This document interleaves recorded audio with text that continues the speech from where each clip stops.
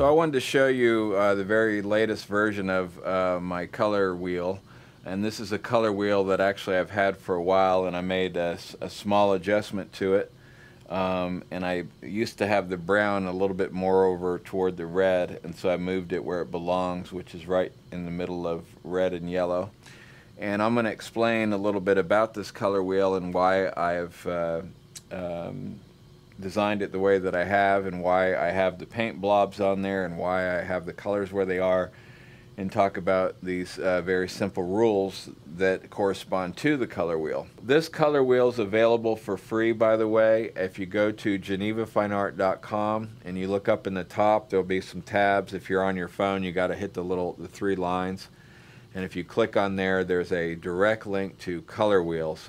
And you can go there, open the image in a new tab, and save it onto your, computer, and print it out, and make a color print of this, and just, use it like that, or get it laminated, and you can use it as your color wheel.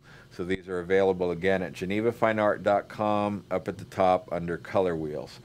And not only is this color wheel available there, but also I have these are some basic rules that are often overlooked, or that are not specifically mentioned on the color wheel.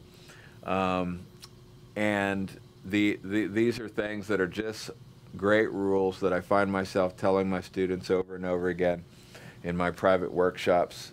And so let me just go through these very quickly. Color is too gray equals color is too blue. If you look at your color and you say mine looks too gray, or your source looks more gray, but if you look at your paint and you say my color looks too gray, that's exactly the same thing as saying my color looks too blue. Okay, so that's one. So if you see gray, it means blue. Now, likewise, if you see a color that looks too brown, sometimes people don't see the red or the yellow or the orange, they see brown. My color looks too brown. Well, if your color looks too brown, it's exactly the same as saying your color is too orange. Or you could even say too yellowish orange or reddish orange. But that's what you sometimes see, and you don't notice that it's orange, but you'll think to yourself, my color looks too brown. It just means orange. When mixing dark orange, red orange, brassy, or yellowish colors, start with bare number. Black has too much blue in it, and blue is the opposite of orange. Okay, so a lot of times, if the way that I teach to mix to start a color is you start with this pile of black paint, and then you modify your pile a little bit, you bump it up a little bit to make it a little bit lighter. But if you're mixing, like say, an orange fruit or a brassy metal object that's got a lot of oranges in it, well, that first step out of black, you've got all that blue paint in your black.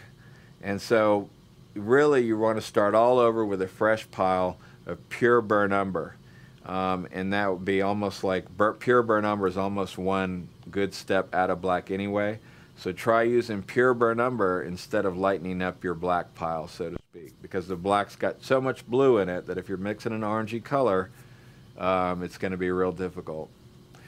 Okay, when mixing strong colors, start by attempting to mix a color that is too strong and then dirty it down to match, as opposed to mixing a dirty color and then trying to make it stronger to match. Okay, so that's probably self-explanatory, but a lot of times when you're having difficulty matching one color to another, just go ahead and try to overshoot it. In other words, if the color's kind of an orangey color and you can't get it, make the strongest orange you can make. Meaning pick up a clean brush and only use burnt umber, yellow, and red, and just see how strong of an orange you can make. And then typically it's going to be much stronger than the color you're mixing. And then to dirty that orange down by adding a little blue, that's easy. So that's a rule to keep in mind. The last one, beware of using white when mixing yellowish or orangish colors. While white may be necessary, it often is needed in mixtures of yellowish or it is often not needed in mixtures of yellowish and orangish colors, and once added it cannot be removed. So that one again is also probably self-explanatory, but when you're mixing orangey, strong orangey colors, you do not want white in those colors, and then once you put white in, you can't take it out. So Just be careful about that. The other thing about this color wheel that's important to understand is that if you look at the blobs of paint, those are the only 5 colors that you'll be using. You can certainly use this color wheel, you know, with other colors, but primarily it's used in this the way it is here, using a very simple palette of just 5 colors. And these colors were you know, originally I used to use a slightly different set when I used to paint with Winsor Newton colors. Now I manufacture my own paints at Geneva Fine Art, and so each one of these colors were hand selected to be just the right primary color. For instance, the yellow is neither green nor orange. It's a pure yellow. The red is neither orange nor purple. It's a very pure primary red. And then the blue that I use is an ultramarine blue, which is not a perfect primary blue because it kind of shifts slightly toward the purple, but its working properties are so much better than some of the other colors like phthalo that can be maybe more of a true blue, but they're so potent and so hard to work with, and not potent toxic, I mean potent in their intensity. And so these are the 5 colors that are really, in my opinion, this very simple palette will get you to any color in the world. You can mix any color, and I mean you can mix it perfectly. You name any color in the world except for those extremely bright colors like traffic cone orange and things that you would find. And then the one weakness in this color, in this palette with these 5 blobs of paint here on the color wheel, is that this, because the blue is slightly shifted toward purple, therefore you cannot mix really powerful greens, especially blue greens. And so if you ever do need a very powerful blue green, and you can certainly mix bright greens with this, and a lot of people think that this palette is missing a green, and if you paint landscapes you need a green. But the green that you can mix with this French ultramarine and this cadmium yellow is actually a very strong green, and much stronger than you would typically see in nature if you're looking at foliage and looking at it from life. Oversaturated photographs, that's a different story, but if you're mixing colors from life, the greens that you can mix with this will pretty much get you there every time. Now, using those 5 colors and this color wheel, it makes color mixing very, very simple. And I've got other videos that get into just how to do it, and I demonstrate how to mix match one color to another, and you can go find that video at drawmixpaint.com, and just look in the free video list and you'll see it there, called how to match one color to another, or whatever it's called. But going back, let's talk about this color wheel specifically and why I think it is easiest to use.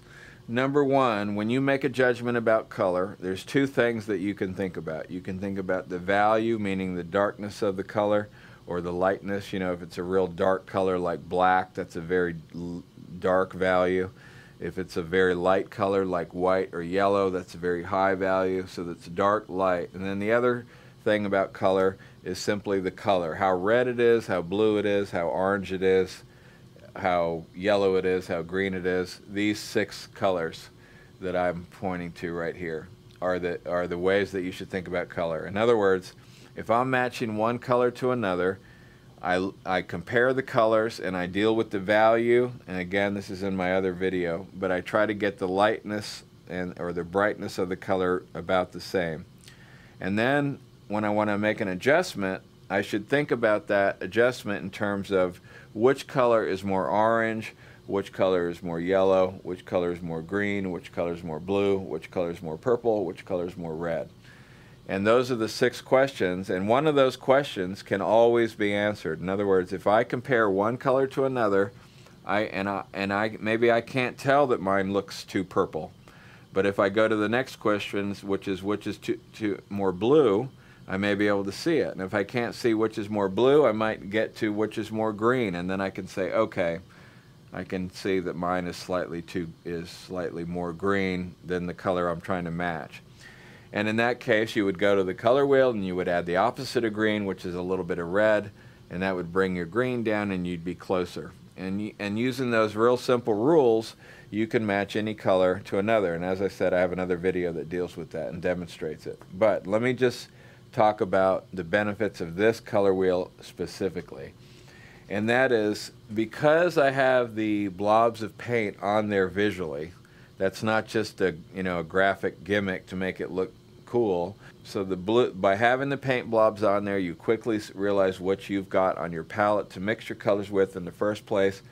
And yet I wanted to put the green, purple, and orange on there just so you can quickly say what is the opposite of, my color's too orange, which is a question. Then I can quickly see that blue is the opposite of orange. So that's pretty much it for the color wheel. Again, if you want to print one of these out for yourself, just go to genevafineart.com. And at the top of the page you'll see a link to color wheels, and then once you open up that page you'll see all three there, and you can click on the one you want and it'll open it up in its own page. And be sure to do that so you get the high resolution version. And then once that opens up in its own page, you can right click on it and save the image to your computer, and just print it from there. So thank you so much for watching, and we'll see you guys next time.